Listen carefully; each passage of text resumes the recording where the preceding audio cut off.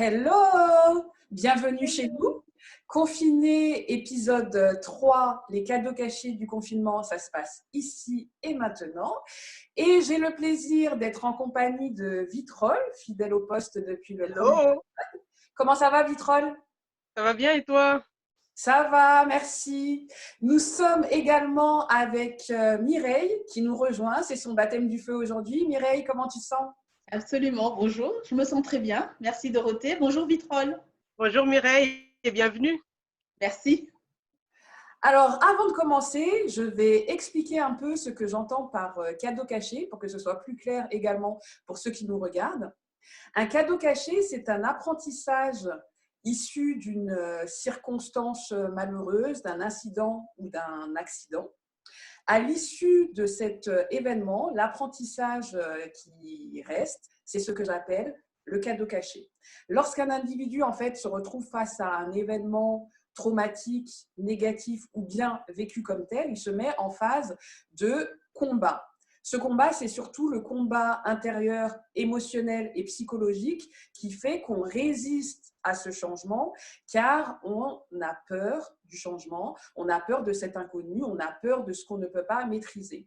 Et donc, on passe dans un tourbillon émotionnel fait notamment de peur, de colère et avant tout de déni. On a pu voir ça par rapport au coronavirus notamment. Voilà, les gens ne voulaient pas accepter que ça arrive en France. Au début, c'était quelque chose de lointain en Chine, puis en Italie, puis de plus en plus près. Et même quand ça a été en France, bon, bah voilà, les gens ont voulu continuer dans un premier temps à vivre comme avant. Donc, c'est tout ce bouleversement émotionnel dont je vous parlais à base de peur et de déni.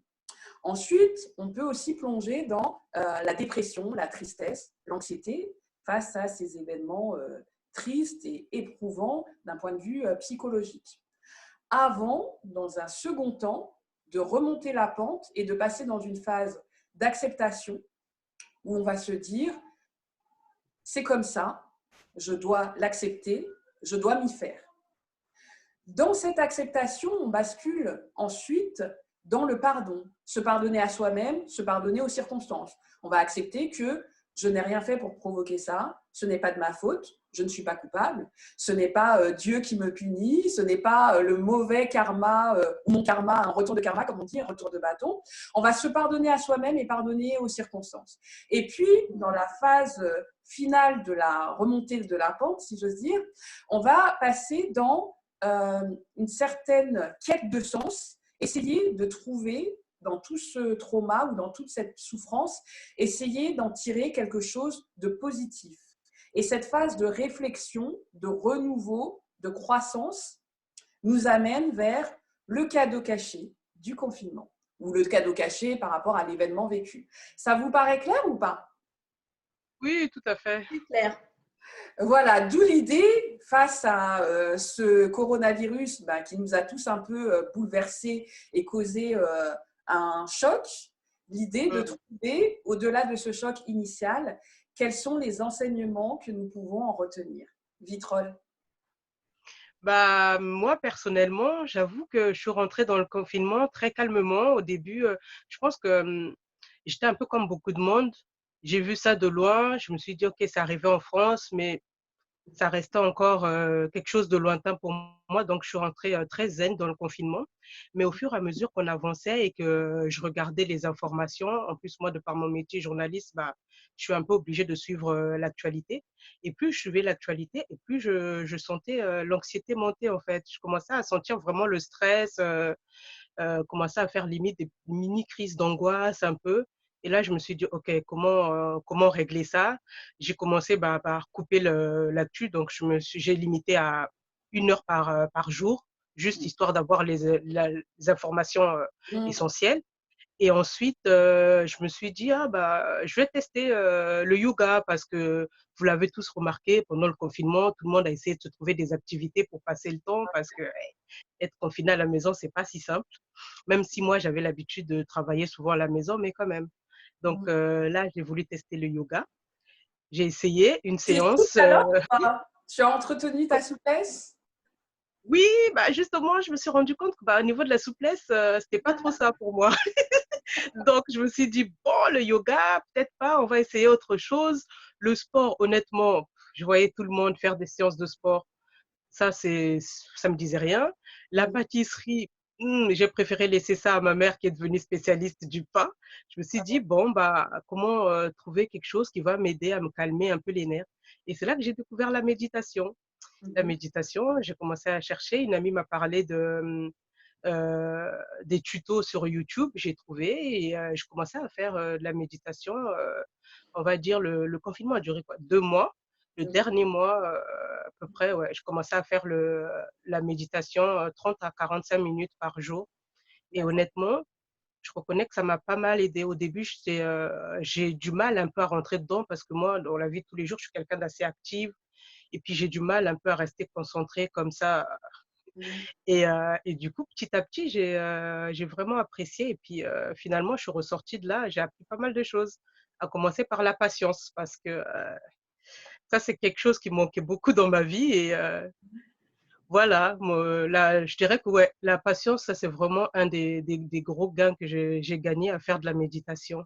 Donc, voilà mon cadeau caché à à Et du moi. coup, quand tu faisais ta méditation, tu la faisais au moment où tu te sentais plongée dans les crises d'angoisse ou bien tu avais un rythme de te dire tous les matins ou tous les soirs pour bien commencer sa journée ou pour se relaxer en fin de journée? Comment En, tu en faisais? fait, en fait, moi, pendant le déconfinement, comme j'étais un peu décalée, bon, disons que j'ai toujours été plus ou moins comme ça, parce que j'ai toujours mieux réussi à travailler le soir. Donc, ce qui fait que je vis souvent en décalé. Je travaille le soir, je me levais un peu tard et donc je faisais la méditation, Le soir, on va dire, ouais, le soir et puis en début de journée, enfin, quand je commençais ma journée, c'est-à-dire en fin de matinée, quand je d'accord. commençais pour bien démarrer ma journée, mais le soir, deux fois, après un bon Netflix ou mes émissions de crime ou justice que j'aime bien, mais qui, pour le coup, n'aident pas trop, Mhm. bah, je faisais une petite Thomas. séance pour me calmer Pour les les nerfs, crises voilà, d'angoisse, pour ne pas faire des cauchemars la nuit après avoir regardé Faites entrer l'accusé, par exemple. Ah, j'adore. Ah, voilà, je savais que je n'étais pas la seule à aimer ce genre d'émission.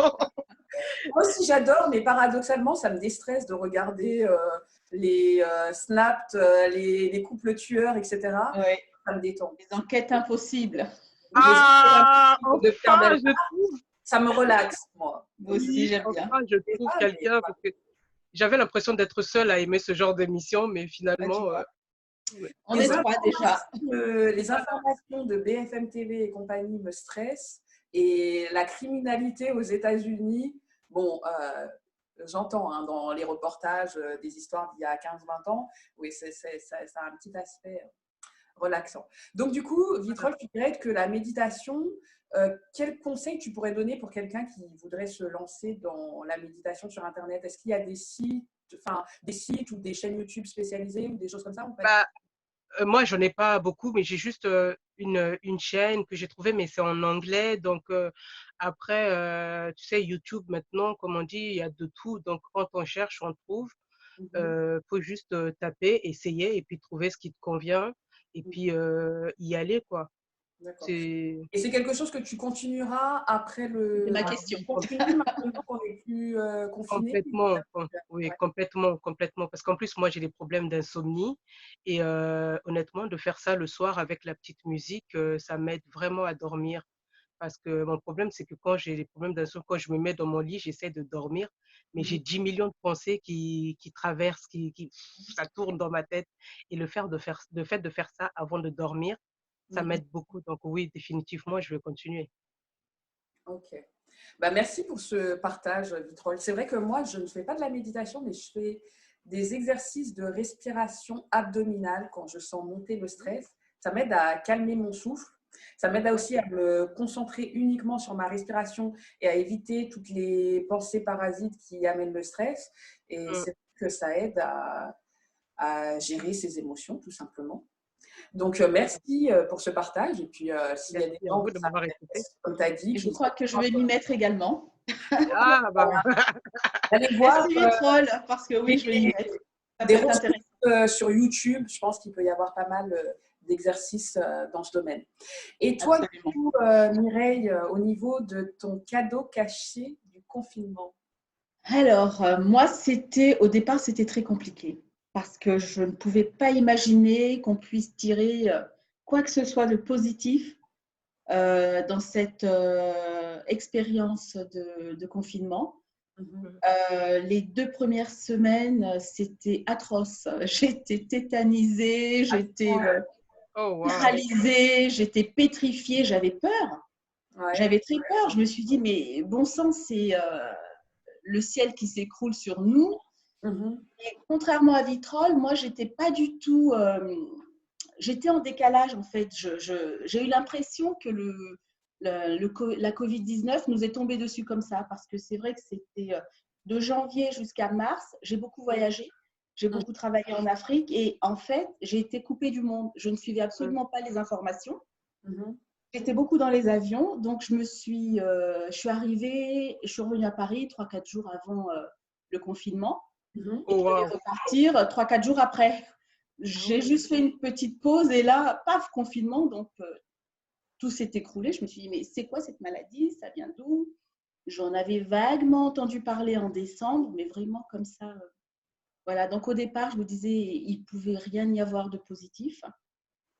Je me levais pendant 2 semaines, je me levais tous les matins, je m'asseyais devant la télé, BFM TV, donc je regardais en boucle du matin jusqu'au soir, CNews, je voulais absolument m'informer, savoir ce que c'était. J'étais choquée pendant 2 semaines. Toutes mes copines, mes parents m'appelaient. Alors, madame l'experte des informations, qu'est-ce qui se passe aujourd'hui? Combien de morts y a-t-il? Est-ce qu'on a atteint le pic? Et je prenais mon rôle très au sérieux.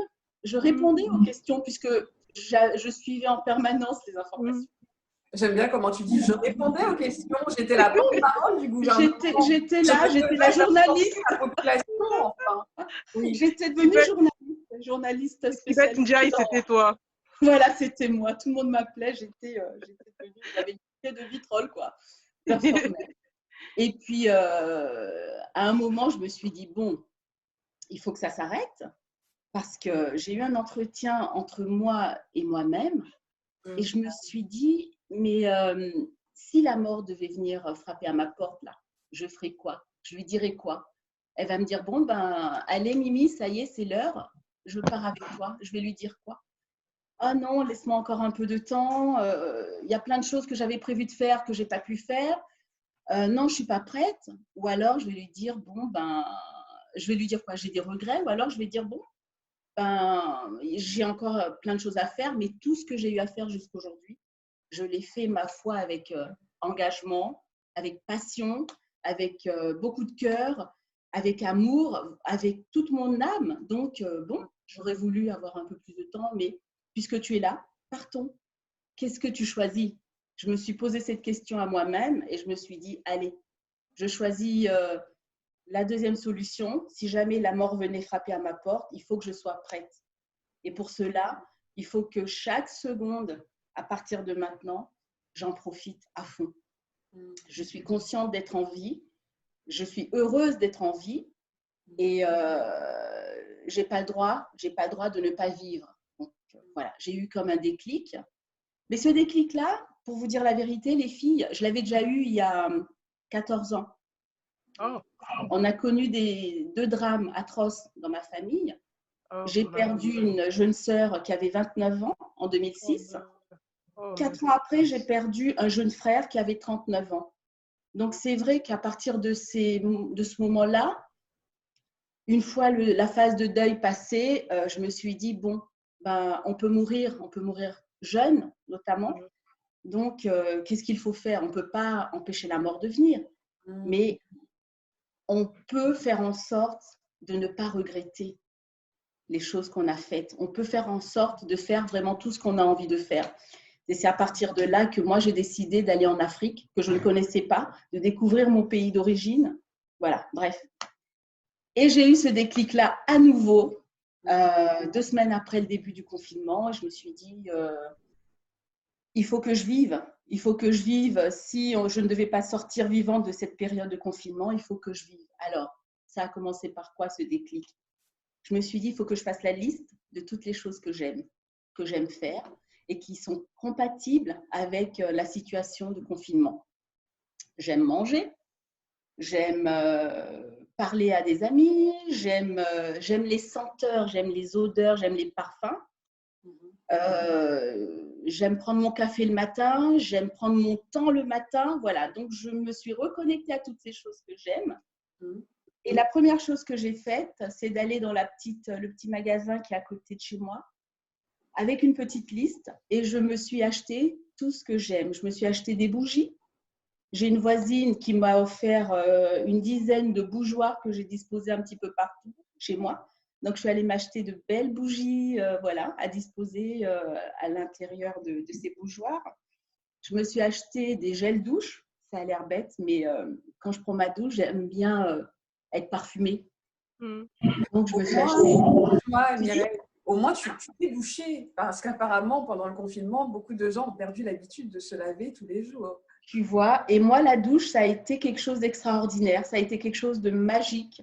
Un moment magique tous les matins, en fait. Donc, je me suis acheté mes gels douche, plusieurs senteurs, coton, fleur de coton, monoï, mandarine, des senteurs rares. C'est vraiment dans le soin care, comme disent les… Le soin du corps, mais je voulais éveiller mon esprit, les senteurs, je voulais vivre et puis ressentir en fait, puisqu'on était enfermés.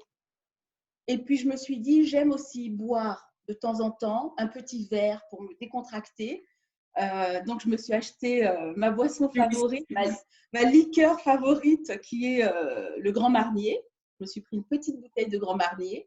On ne se prive rien, madame Dodd. Ah oui, non, mais moi, je suis une bourgeoise. Hein. Et j'assume. Je me suis pris ça. Je me suis pris des vins du monde, des vins portugais, des vins alsaciens, des vins sud-africains, des vins espagnols, rosé, blanc, rouge. Voilà, je me suis pris plein de petites choses que j'aime bien, des petits apéros. Et j'ai ramené tout mon petit colis chez moi en me disant, à partir de maintenant, je veux vivre. Je veux vivre à fond dans le confinement. Ça commence par quoi? Le matin, je me lève, je fais ma petite routine, j'ai mon petit rituel, ma petite boisson chaude détox. Je vais prendre ma douche. Et là, sur le moment, je me dis, bon, ben aujourd'hui, j'ai envie de sentir la mandarine, j'ai envie de sentir le citron vert, j'ai envie de sentir le coco, la vanille. Et je prends ma douche en fonction, puisque j'ai étalé tous mes gels douche, en fait, tout autour de ma baignoire. Et quand je sors de ma douche, bon, ben voilà, je prends le temps de m'occuper de mon corps, je me fais des gommages quand je peux, voilà, etc. En fait, c'était le spa chez Mireille, quoi. À la maison, voilà. Je sors de la douche, je vais chez moi, dans ma chambre, j'ouvre ma penderie et je me dis aujourd'hui, je me vois dans quelle couleur. Ça a été comme ça vraiment tous les jours. Je me vois dans quelle couleur. Aujourd'hui, allez, du rose. Je choisis une robe, des fois une robe de soirée, des fois des robes… J'ai arrêté de me dire ça c'est pour la maison, ça c'est pour le restaurant, ça c'est pour aller au travail. J'ai arrêté de me dire ça. Je me suis dit à partir d'aujourd'hui, tous mes vêtements, c'est pour tout le temps en fait. Voilà, Oui. plus de limites. Et je choisissais mon vêtement en fonction de mon humeur, en fonction du parfum que je voulais. Je venais au salon, je faisais mon petit café, je m'asseyais et je n'allumais plus la télé. Je n'allumais plus la télé. Je savourais mon café tranquillement. Je fermais les yeux. J'en profitais. Et puis après, je passais un coup de fil où je faisais de la lecture. J'allais sur mon ordi ou sur la télé. Je regardais Netflix, une série. Je vis avec mon jeune garçon qui a 18 ans, qui a eu 18 ans dans le confinement. Donc, des fois, je l'invitais à se joindre à moi. On discutait, on avait vraiment des discussions existentielles. Donc, pour résumer, je dirais que le confinement m'a fait réaliser à quel point la vie était éphémère, fragile. Et partant de là, on a le choix entre se laisser, se dire voilà, tout est fini, on va tous mourir un jour ou l'autre, bon, on se laisse aller. Ou se dire oui, c'est clair qu'on va finir, on va tous mourir un jour ou l'autre, on ne sait pas quand. Mais en attendant, qu'est-ce qu'on fait? Eh bien, on vit à fond la caisse. On profite de tout. On fait les choses qu'on aime. Les gens qu'on ne voit pas souvent, on leur dit « je t'aime ». On les appelle. Donc, c'est vrai que j'ai passé beaucoup de temps au téléphone, beaucoup d'heures au téléphone. Sans limite, je ne me disais plus « bon, allez, il faut que je raccroche ». Je n'avais plus de stress. J'ai évacué le stress. voilà, en faisant appel aux gens que je connais, en faisant des vidéos apéro, en Ouais. lisant beaucoup, en discutant, vraiment en me consacrant, en me concentrant vraiment sur ce que j'aime faire. Voilà, et finalement, j'ai changé mon opinion sur le confinement. Au départ, j'étais en détresse, comme je le disais.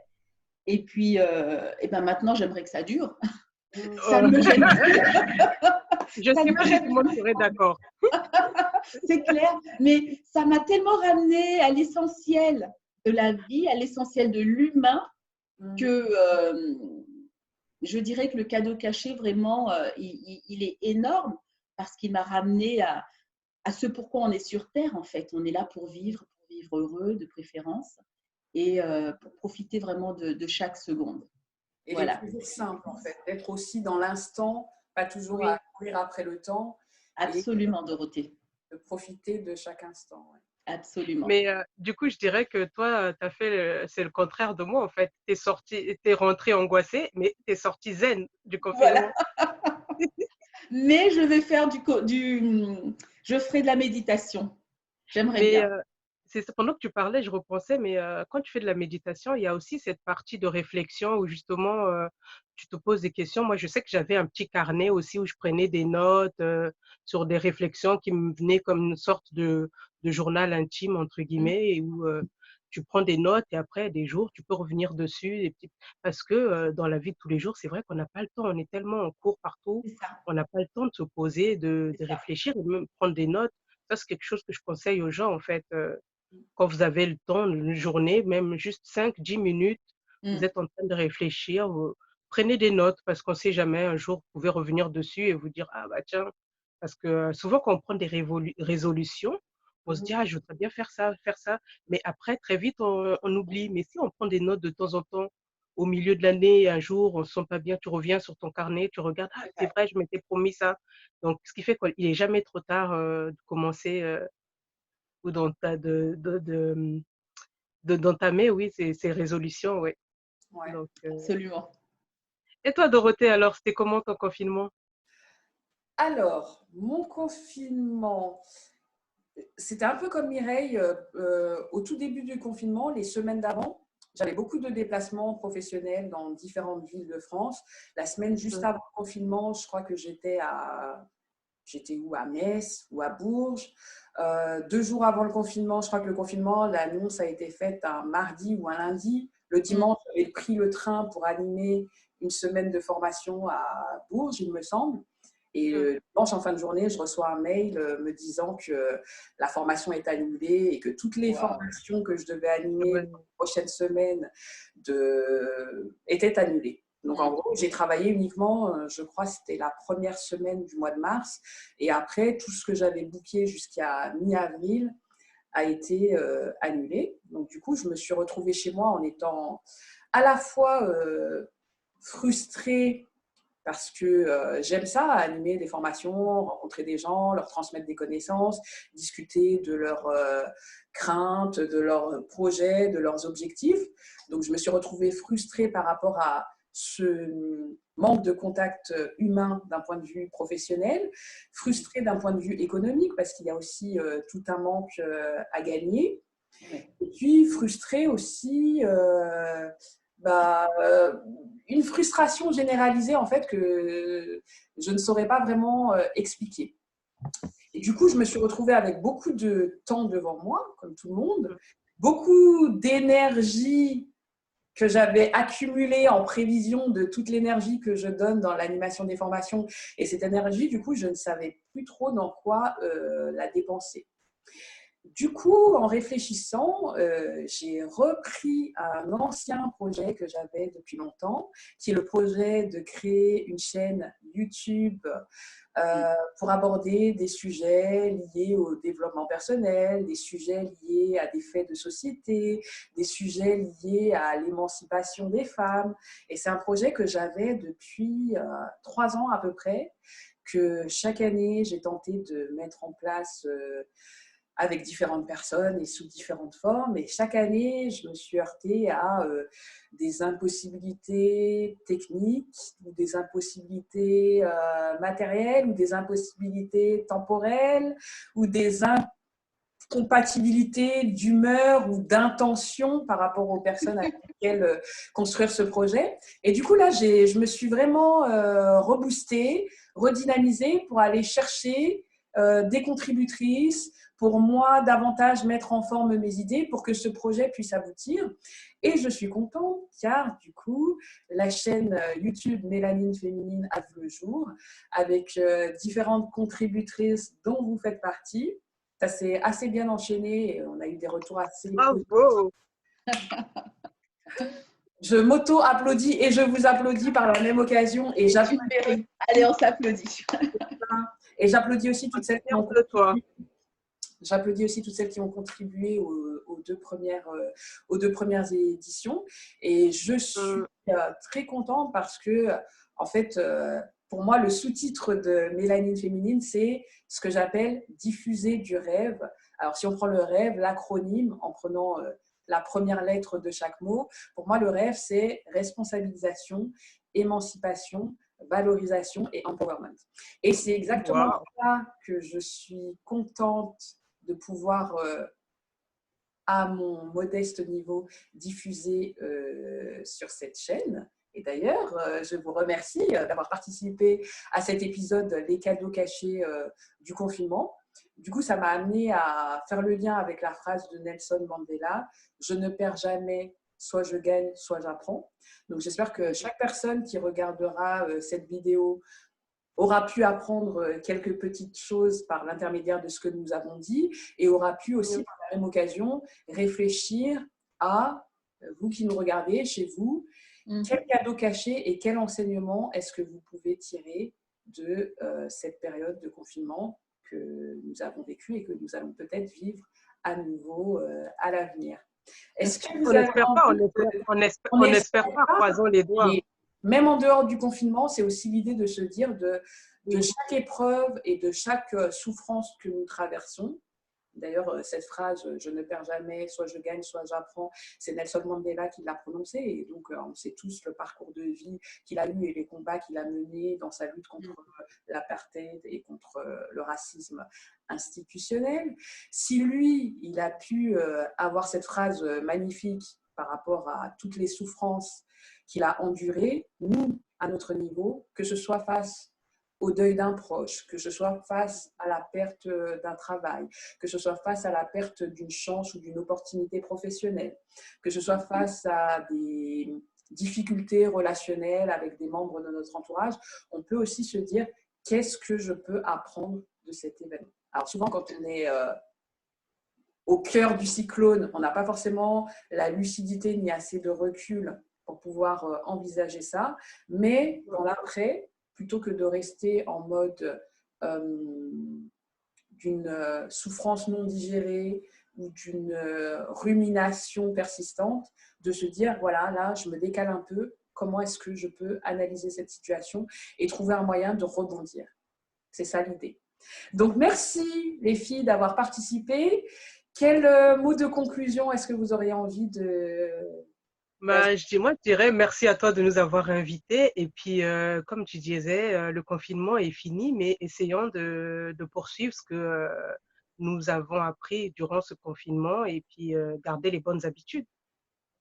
Tout à fait. Et toi, Mireille ?